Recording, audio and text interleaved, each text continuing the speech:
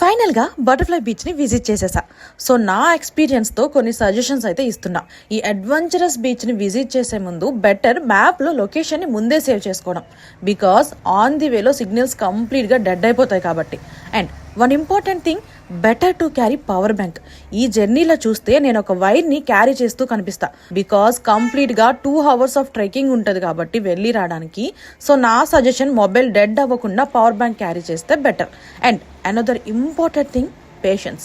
మరి ఇంత exhausting day తర్వాత ఫుడ్ లేకపోతే చచ్చిపోతా. ఎందుకంటే మార్నింగ్ నుంచి జర్నీ చేస్తూ ఓన్లీ లిక్విడ్సే తీసుకున్నా.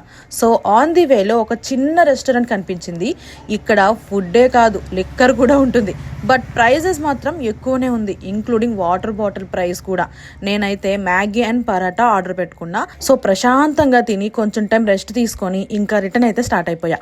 అండ్ నా నెక్స్ట్ జర్నీ ఎక్కడికో తెలియాలి అంటే నెక్స్ట్ వీడియో కోసం వెయిట్ చేయాల్సిందే. అంతవరకు మన ఛానల్ని సబ్స్క్రైబ్ చేసుకోండి. By by.